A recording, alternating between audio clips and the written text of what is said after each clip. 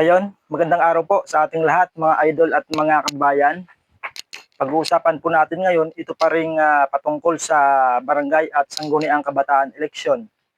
Sapagkat ito pong si Attorney Romulo Macalintal, yung kilala bilang isang election lawyer, ay nagsalita na na ang sabi dun sa balita ay pinayuhan ni Attorney Macalintal si Pangulong Marcos na ibeto yung panukalang batas na naglalayong palawigin ang termino ng mga nahalal na opisyal ng barangay at sangguniang kabataan. Pagka sinabing beto, ang ibig sabihin po nun ay it is a constitutional right to reject to reject a decision or proposal made by a lawmaking body. Yun po yung ibig sabihin. I-reject, i-veto yung isang desisyon o proposal. Katulad nga po ng batas na nabuo doon po sa bicameral conference. Ayan, bigyan ko lang po kayo ng anuhan ng kaalaman sa mga ngayon lamang po nakapakinig, ngayon lamang po naging aware sa usapang barangay at sangguniang kabataan. Kasi nung mga nakaraang buwan, yung kongreso po ay naghain po, mayroon po silang proposal na yung panukalang batas ng kongreso ay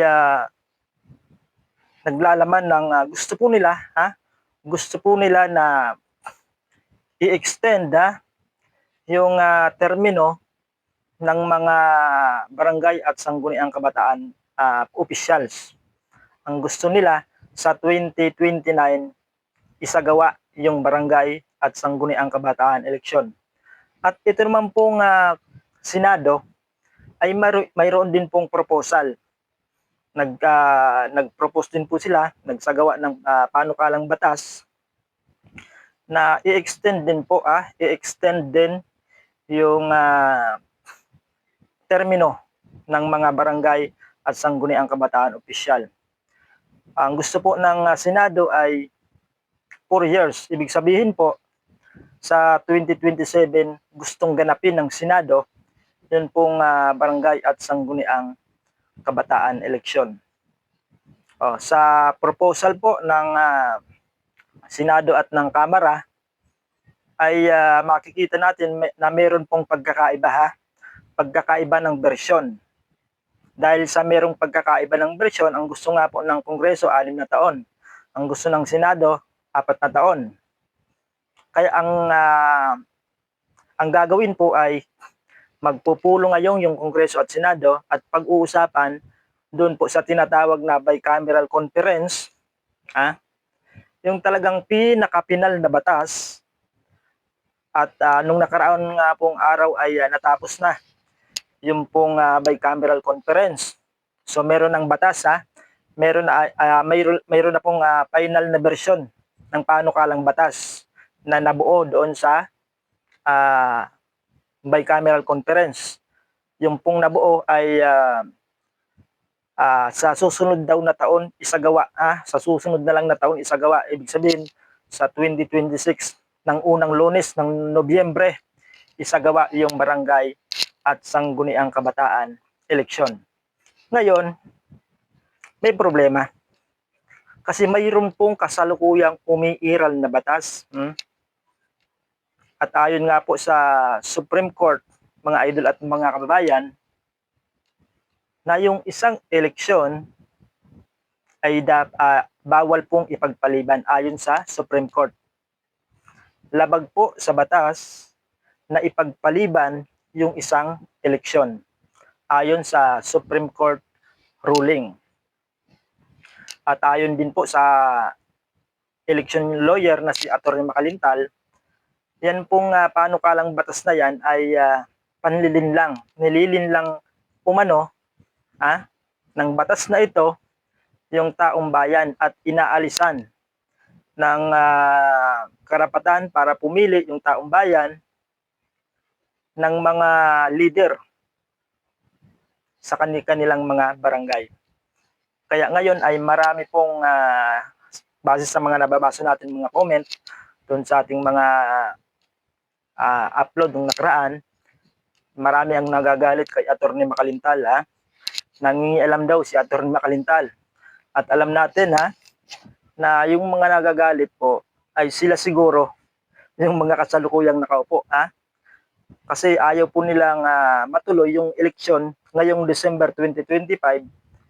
Baka kasi siguro baka sila ay mapalitan. Kaya takot sila na matuloy itong 2025 December election.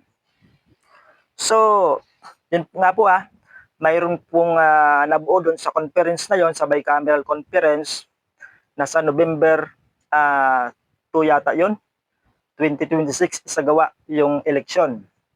Yun po yung nabuo sa bicameral conference. Ngayon, yung final version na yon ay isinend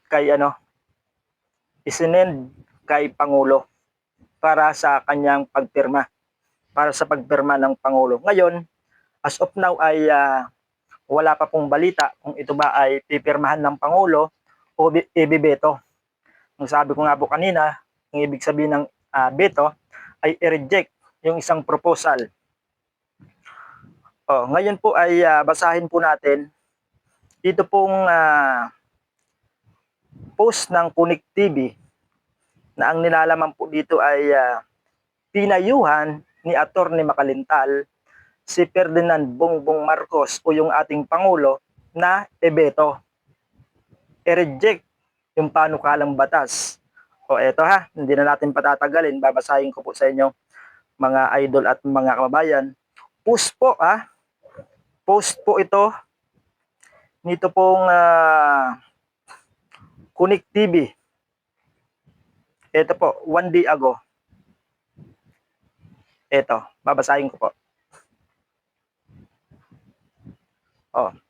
Attorney Makalintal, nananawagang ibeto ni PBBM ang panukalang batas na nagpapaliban sa barangay at sangguniang kabataan election 2025. Ito, basahin natin. Pinayuhan ng kilalang election lawyer na si Romulo Makalintal, si President Ferdinand BBM Marcos Jr. na ibeto ang panukalang batas na naglalayong palawigin ang termino ng mga halal na opisyal ng barangay at sangguniang kabataan at ilipat ang nakatakdang eleksyon sa November 2026 sa halip na sa darating na December 1, 2025. Ayon pa kay Attorney Makalintal, ang pagpirma sa naturang panukala ay magiging pag-ulit lamang. Magiging pag-ulit lamang sa isang desisyong idiniklara na labag sa konstitusyon ng Korte Suprema, partikular ang Republic Act number 11935 na nagpaliban sa barangay at sangguniang kabataan eleksyon noong December 2022 na naidaos nga na ilipat noong October 30, 2023. So, unang unang postponement na 'yon. Binigyang punto ni Attorney Makalintal na bagaman pinamagatang enact the setting the terms of office para sa mga opisyal ng barangay. Malinaw na ang tunay na layunin ng panukalang batas ay ipagpaliban. Bagamat hindi po binanggit mga idol bagamat hindi po binanggit doon sa title ng panukalang batas na yon, kasi ang title po ay ito po, setting the terms of office ng mga barangay and sangguniang kabataan officials. Ito pa. Layunin nga po ng panukalang batas ipagpaliban ang eleksyon na nagbibigay daan sa mga kasalukuyang opisyal na manatili sa pwesto ng walang mandato mula sa publiko o sa taong bayan. Sabi pa ng batikang abogado, walang kapangyarihan ang Kongreso na palawigin ang panunungkulan ng mga halal na opisyal sa pamamagitan ng pagpapaliban ng eleksyon. Dahil ito'y tahasang paglabag, ulitin ko, dahil ito'y tahasang paglabag sa karapatang bumoto ng mga mamamayan. Kasunod ito ng pag-aproba ng parehong Senado at Kamara de Representantes sa Bicameral Conference Committee report para sa Senate Bill number 2816 at House Bill 11287. Para kay Attorney Makalintal, dapat na matuto si Pangulong BBM sa naging desisyon ng Korte Suprema sa kasong Makalintal versus Comelec. Aniya, ang anumang pagtatangkang ipagpaliban, ulitin ko aniya, ang anumang pagtatangkang ipagpaliban muli ang eleksyon ay isang uri ng pamahalaang hindi demokratiko at hindi naaayon sa saligang batas. Binatikos din ni Atty. Makalintal ang panukala dahil sa labis na saklaw nito. Taliwas sa patakaran ng konstitusyon na dapat isa lamang ang paksa ng isang batas. Tinukoy niyang ang panukala ay tumatalakay hindi lamang sa pagpapalawig ng termino, hindi lamang sa kundi pati sa pag-aproba sa holdover appointments ng mga incumbents, ibig sabihin ng mga kasalukuyang nakaupo. Ito pa. Ito aniya ay tinatawag na lag ruling legislation. Lag ruling legislation, kung saan ang isang batas ay nagpapanggap na may iisang layunin, pero sa likod nito ay may mga itinatagong probisyon na kontrobersyal at hindi patas. Yan po yung sabi ni Atty. Makalintal. Ito pa. Paggigiit ni Atty. Makalintal, walang makatarungan o makatuwirang dahilan para ipagpaliban ang nakatakdang eleksyon sa December 1, 2025. Kaya't nararapat lamang na ito'y tuluyang harangin sa pamamagitan ng presidential veto o pag-reject. Na tanging si Pangulong BBM lamang ang may kapangyarihan. So sa kasalukuyan po ay tinatayang nasa 42,011 ang kabuuang bilang ng mga barangay sa buong Pilipinas. So yan po narinig po ninyo yung panawagan at pagpayo ni Atty. Makalintal dito sa ating Pangulo na ibeto na lang ibeto na at i-reject yung panukalang batas na naglalayong palawigin yung termino ng mga barangay at sangguniang kabataan opisyal. Kaso nga po marami po ang nagagalit. Kasi pagka itinuloy daw yung 2025 election, ibig sabihin 2 taon lamang po uupo yung mga kasalukuyang barangay officials. Paano yan?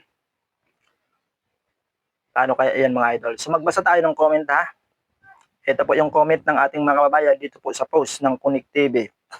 Maliwanag naman po na 3 years dapat ang term of office ng mga elected barangay official.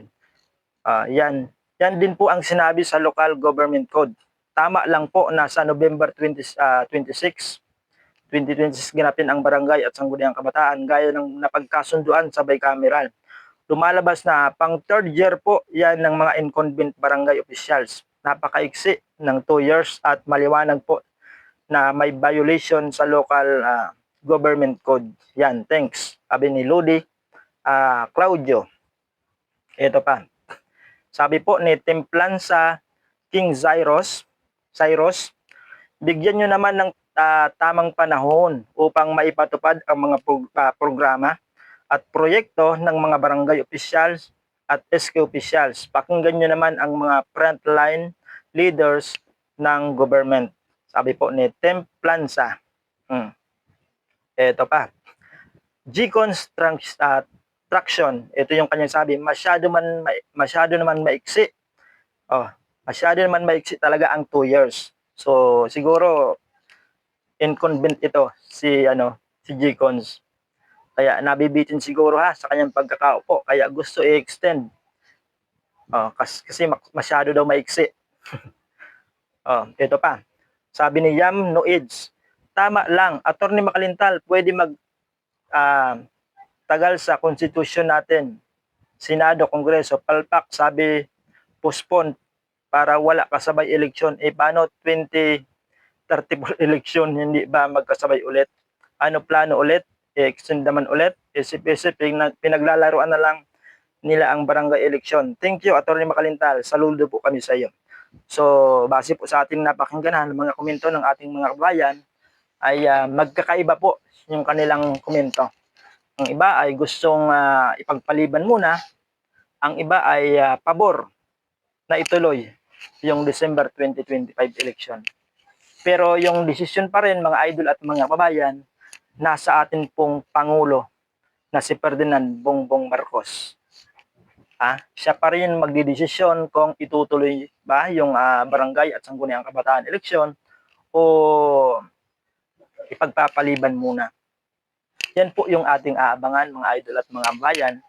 Kaya kung hindi pa po kayo nakapag-subscribe, sana ay mag-subscribe na po kayo sa ating YouTube channel para maging updated po kayo kapag pinirmahan o ibineto ng ating Pangulo yung panukalang batas na naluto sa bicameral conference.